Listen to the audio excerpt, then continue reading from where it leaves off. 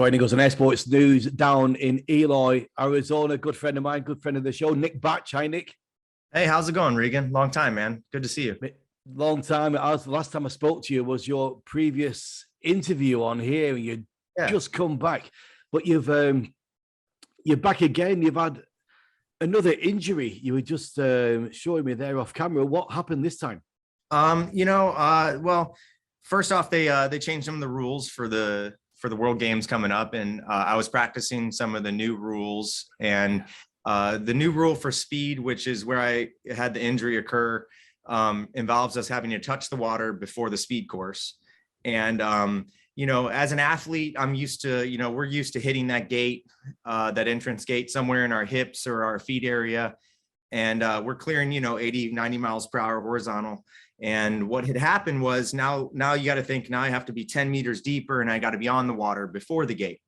So I come through the gate. I had a smoke and run. I was going, according to GPS, 90.4 miles an hour on the entrance gate after the water touch. And when I mentally went into that car thinking I'm in the course, start turning the canopy. And because of the 10 meters earlier, it placed me just like 3 inches into the inside buoy.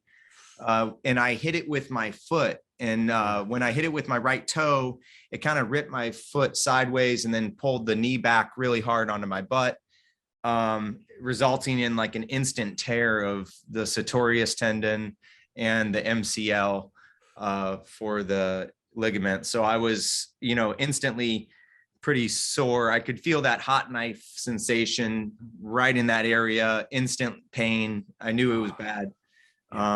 So I, the funny thing is, as an athlete, I haven't actually gone to get it MRI'd yet. Ignorance is bliss. And if I know what's wrong with it exactly, I'm probably not going to perform at my best ability.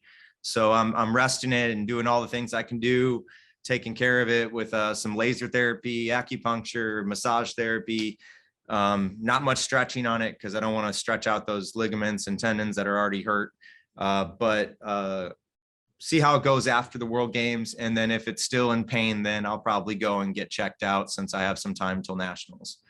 So that's sort of my, what I'm going with for it. Yeah. I mean, you're not resting it that much. You've just had the event down in Eloy, Arizona. You had a competition this weekend just gone. Yeah, that was tough. I sat on the couch for like 18 days, was losing muscle mass, wasn't in the best condition, wasn't enjoying myself very much mentally after, having a failure like that. And so I decided I needed to start training again. Coming up with the World Games being so close, I needed to figure out how to fly injured. I know it sounds crazy. A lot of people kind of looked at me like I'm nuts. Right. The drop zone, like, what are you doing, man? Like with the knee brace on, jumping, even though I'm injured. But you have to adapt and overcome because the body positions I once could fly comfortably with my knee bent, I can no longer bend my knee to that degree. And I needed to figure out how to turn the canopy at the ground with that. I had to learn how to drag with my left foot with the new harness, with, multiple things, that new distance rules, which we can get into. So it was kind of like one of those adapt and overcome, or you're going to still maybe be injured at the World Games and you're going to have to figure it out then. And I'd rather know what I'm getting into now and how to adapt. So that's sort of the mindset that I've been going on. And here we are. So it's incredible to hear your process, Nick. It really is. And you did okay at this competition. Tell me the results. Yeah, we started with accuracy. I had a 91 in the first round of accuracy. I came in nice and soft and was able to fly all the way to the box and set down just before it. And that was comfortable. And then the second round, I thought the winds picked up and they didn't. I powered up too much and I had to pop up like I normally would fly more aggressive. You've seen me fly in the past in accuracy. I like to fly up and high and then drop myself in, a superhero landing into the zone, stand it up. And it just didn't happen with the knee. So I went down and I started to stand up in the box. And when my foot, my knee started to get that pain that I'm going to destroy things, I just went ahead and fell straight on my face into that next zone, which is a major score loss. So I ended up with 65 points in that round. That would have been 100 if I would have been able to stand that up, in normal circumstances. Yeah. Distance went well. I'm flying my normal harness my Mirage for distance still. Staying down with the Mutant in the 50-meter mark after dragging the water is just a challenge. I only had like 8 or 10 jumps training distance with that harness, and I decided it wasn't a good time to introduce that into the competition field. So I had ended up winning both rounds of distance, and then we went to speed, and I was excited. This is my first chance to use the Mutant in a speed course, and I was able to take both 100s and both rounds with the Mutant, and I had 59 jumps on it or 60 jumps on it at the start of that competition. So it was a buildup of mental preparation, getting myself, convincing myself I can do it, like keep it smooth, keep it down, keep it fast enough. And I ended up doing really well with it. Only a few competitors that were there flying Mutants. So I've got the rest of the world to challenge, in the upcoming worlds. It's going to be a lot more difficult with 20 or 30 of the best flying them. But yeah, man, it worked out amazingly. I did really well, and it was a good mental buildup for going into the World Games, because I needed that after coming back from an injury to find myself again, to be whole. So it's been good. Yeah. So this event in Eloy at the weekend, that was running the World Games rules. Yeah, well, we didn't do drag distance for the long distance drag. We just did traditional distance, and we did traditional speed. So it was only the regular World Championship rules that we were running for this venue, which was kind of nice, because dragging the water into the speed course with the Mutant, it's challenging for sure, but it's faster than my normal harness. So it's which way do you go? What do you do? I think you'll see some competitors at the World Games flying the Mutant for the drag speed.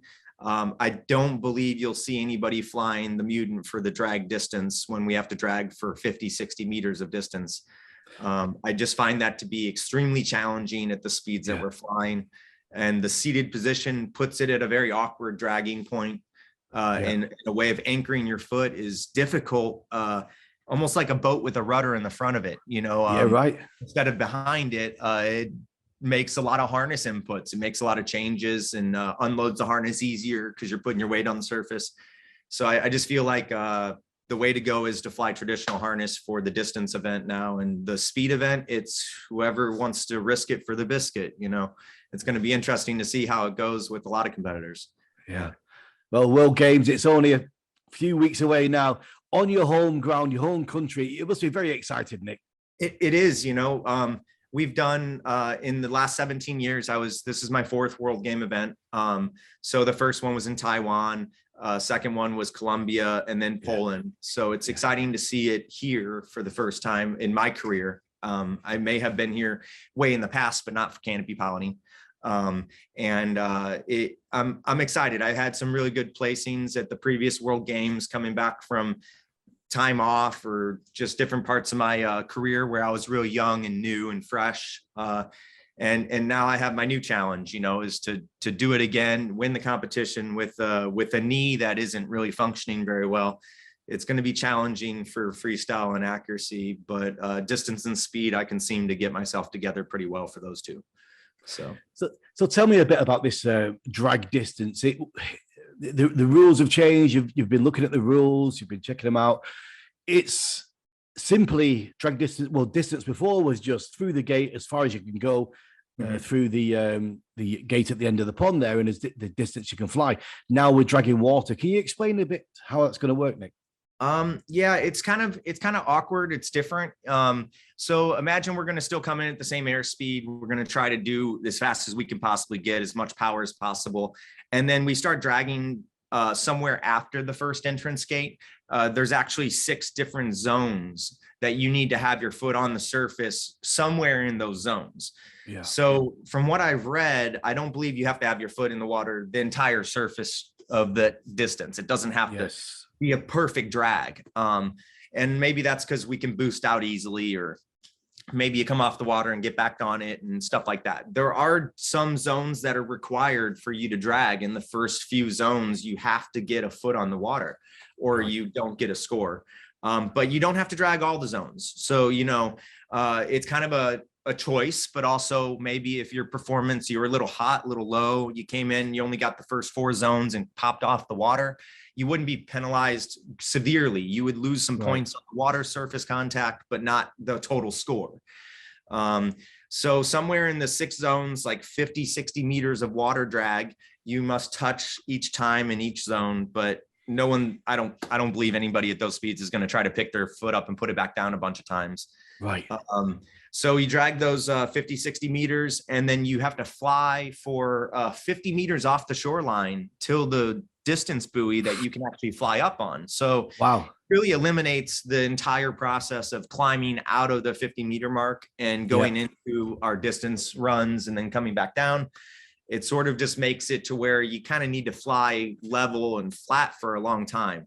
Because, you know, after you've already flown, hey, sorry about that little guy. That's good. Lily, shush. So after dragging that water for that amount of distance and then staying down an additional 50 meters, that really makes it difficult to be able to stay, you know, to have any energy left to make a flight upward and outward and then back down again. I just don't see that happening unless it's a heavy downwind and we're all going real fast, you know. Which I don't think they want to really throw it in a heavy downwind because they have a limitation on the distance we can actually fly. The course itself from the entrance gate to the end of the entire existence of the park, a tree line, is 192 meters. And so there's not, you know, we're not going for those traditional distances trying to break Cedric's 175, I think it is, or whatever it might be at the moment. You know, we're more or less they're trying to limit the amount of distance we're capable of flying through the new rules. And that's also why they have us dragging the water before the speed course, is their hopes of slowing people down more. So that we're not blasting out into the tree line at the end of the course. So it's exciting. It's new. It's always tough when they choose venues that are not equipped or directed as that venue is designed for swooping. You know, this isn't a sports park where they're building a pond just specifically for our venue. And they're doing the best they can with choosing, you know, alternate locations to do these types of venues. And it's not the first time it's been tight. Taiwan was way shorter, and we weren't all as skilled as we are now flying the parachutes we are now in 2009. So it wasn't as big of a deal. But back in the day, in Taiwan, the tree line was really close. And so we found ourselves also coming in over some trees. It was built into a city park. You know. Wow. Sorry about the little one. It's no problem. But yeah, so it's exciting. I'm excited to see what comes of it. But also at the same time, you know, we might find ourselves coming out of the speed run in a downwind and having to slide for a little while to stop instead of flying as far as we can before we shut down. You know, so it's exciting, you know, good times. In World Games as well, it's not guaranteed we're going to be there from all the air sports. You know, we don't know what they're going to take. We've got drone racing, FPV drone racing, and canopy piloting. You know, it's an honor again to be in there, isn't it? Yeah, it's, you know, they've over the years and the 4 times I've competed in 17 years in this venue. And it's an honor because, you know, for us, this is our Olympics. This is our chance to showcase what we do to the world, to prove that we are capable of having something that's worth a value for people to watch on TV and enjoy what we're performing. You know, it started with, you know, free fly and belly flying and accuracy and canopy piloting, and then there was all these other air sports too. And over the years, each one of those sports has been dropped out, so they're not invited back. You know, and we're the last. We're almost pretty much, besides drone racing, which is a very competitive young person sport, newer, exciting for a lot of people who are interested in drone flying. We're the last air sport that I know of out of all of the venues. You know, when I used to compete and watch Craig Girard and Eliana and the 4-way team, and then I watched, you know, Andy Macchiotti and Jason Peters and people like that doing these parts of their air sport. You know, when I first started skydiving, and how it's just become us. So it's exciting for skydiving because we're kind of it. You know, we're the niche that has a chance to make it. And I can only hope, I mean, in my career, I'm now 40, going on 41 soon. And, I've retired multiple times already and come back multiple times, whether it's from injury or from upset from not wanting to compete anymore, whatever it might be. I'm really hoping it makes it this time, because I'd love to be able to compete in 2024 for the United States as like an Olympic person, competing as an athlete. Yes.